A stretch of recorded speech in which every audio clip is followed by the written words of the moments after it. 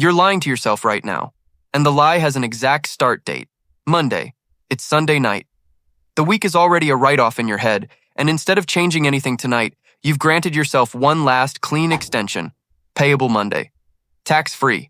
No interest. Fully backed by the belief that something about the start of a new week makes you a different person. The delay feels rational, which is the whole problem. Starting midweek is destabilizing. The groceries aren't right. The routine needs a real beginning, a proper on-ramp. Every single justification you've produced is technically real. None of it is the actual reason. The uncomfortable question isn't why you keep postponing. It's why the postponement feels so convincing every single time, so righteous, so structured, like you've made a decision instead of avoided one. Because the answer isn't laziness. It isn't a weakness either. It's something structurally weirder than both. And once you actually understand what's happening, Sunday night gets a lot harder to enjoy. You eat the second half of the bad thing. Not because you're hungry. Monday is already the reset. The transgression's been accounted for, booked, and filed, so you might as well complete it cleanly. Waste not. You check the fitness app. You reorganize your notes. You watch 40 minutes of meal prep videos and feel productive, because it technically involves the subject. Every action mimics starting without requiring you to start, and your brain clocks it as progress because the category is right. The new journal stays blank for 4 days because you want to begin on a day that feels like a beginning. And Tuesday, after a lunch you didn't eat well, doesn't qualify. It needs to be pristine. It needs to be a Monday. You set the 5 a.m. alarm with full sincerity. You feel the seriousness of it, maybe feel a little proud of yourself, honestly.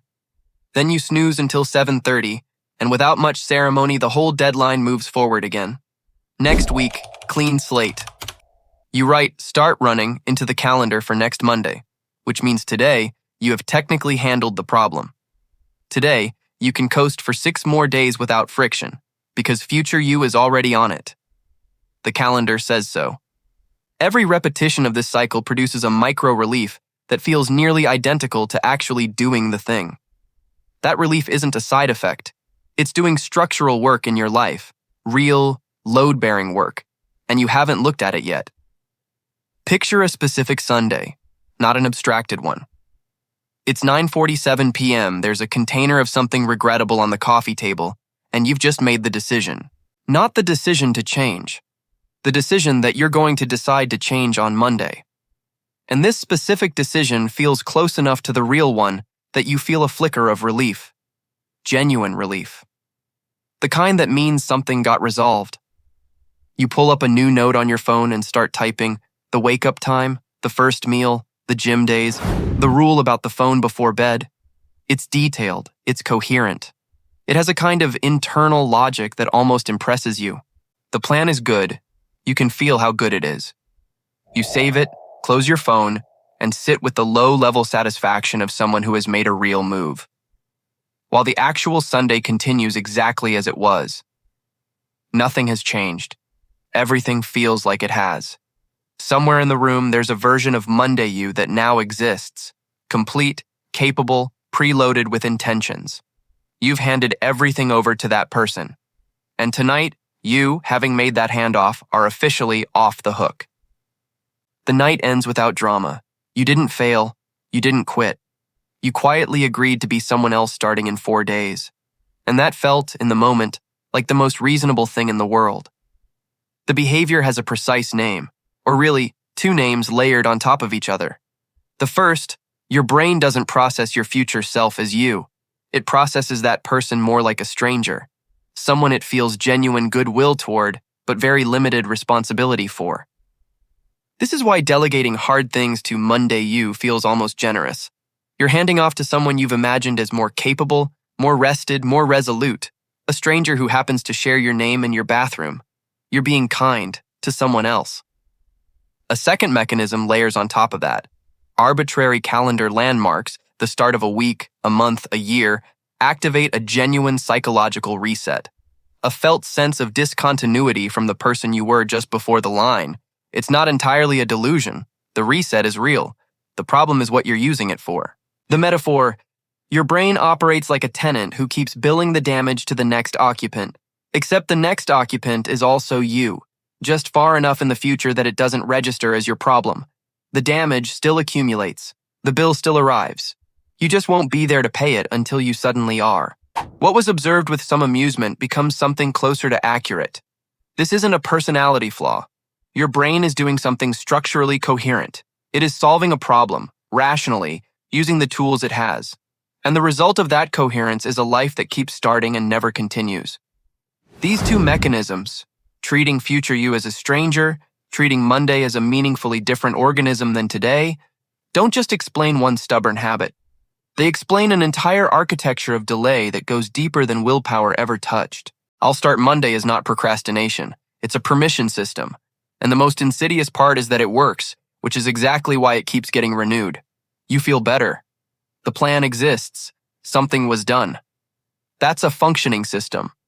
The fact that it functions in the wrong direction doesn't make it stop working. The underlying mechanism is this. The present you is vivid, immediate, and costly to change, while the future you is abstract enough to absorb any request without complaint. So that's where everything difficult gets filed. Not out of laziness. Out of a very reasonable calculation that your brain runs on your behalf constantly without asking. Here's the sting. You're not running from the behavior. You're running from the identity shift. The moment of becoming someone who does this right now, without a ceremony attached to it, not next week, not fresh, right now, midstream, imperfectly. Monday gives you something identity change is supposed to require, a clean before and a clean after. A demarcation. Without it, changing would mean quietly correcting yourself midstream, which feels too close to admitting that you should have been different all along. And that's not a feeling most people are in a hurry to sit with. The question isn't whether you'll start Monday, it's whether the Monday you keep designing is ever actually supposed to arrive. That lands differently depending on how many Mondays are already behind you. The pushback forming right now is legitimate, and it deserves to be taken seriously. Fresh starts work. Using a significant date isn't a delusion, it's a motivation strategy. People quit smoking on New Year's Day and stick to it. People start training for marathons in January and finish. The calendar as a tool is real. That's not wrong. Landmark dates do produce real behavioral change, sometimes. The research on this is consistent enough that dismissing the mechanism entirely would be its own kind of error. The objection is fair, so take it seriously for a moment. What makes this a trap instead of a tool is the ratio. If you are generating fresh starts faster than you are generating momentum from them, if the reset is outpacing the run, then the fresh start has become the product, not the mechanism, the destination. If every Monday is equally valid as a starting point, then no Monday is ever actually urgent. And urgency is the only ingredient that makes any plan real rather than hypothetical. You can't manufacture urgency with a better calendar entry. It either exists or it doesn't. And I'll start Monday is almost specifically designed to remove it. The difference between someone using temporal landmarks effectively and someone using them to loop is this. One treats the landmark as a deadline. The other treats it as a deferral. From the outside, those two look identical. They only diverge when the years start to add up. Zoom out from Sunday. This is the month where nothing started, then the next month, then the quarter where the plan existed, the note was saved, the app was reorganized, and the same life sat underneath all of it, largely unchanged. What I'll start Monday actually costs isn't the behavior you deferred, it's the identity that never had room to compound, because compounding requires continuity, and continuity requires showing up on Wednesdays too. On bad Thursdays, on Saturdays that don't feel like beginnings. What accumulates across years of this isn't just unfinished projects. It's a widening gap between the self you keep designing in notes and the self that actually shows up every day and has to live with the difference. That gap becomes its own kind of weight. There's a specific exhaustion that comes from this. Not the tiredness of working hard, but the tiredness of perpetually generating motivation you never spend.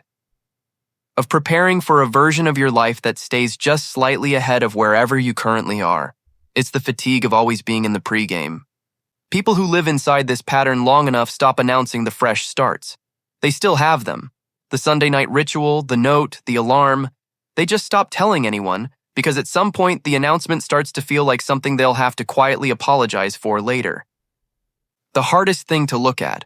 Monday was never about the behavior. It was about not having to be the person who couldn't change today, without a ceremony, without a clean line, without a story in which it was always going to happen. And eventually, the ceremony becomes the entire point of the exercise. That realization doesn't arrive on a Monday. It usually arrives on a random Tuesday mid-afternoon. Looking at the same note you wrote 6 months ago, with the same wake-up time, the same gym days, the same rule about the phone before bed, Monday doesn't give you a better chance of starting. Monday gives you a story in which starting was always going to happen, which means not starting yet doesn't count against you. That story is the cost. Not a side cost, not an incidental cost. The main one.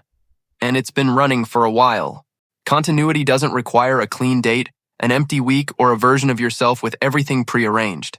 It requires starting on a bad day, mid-stride, on purpose, which is genuinely the only kind of start that actually holds. The messy ones, the imperfect ones, the ones that don't have a ceremony because they don't need one.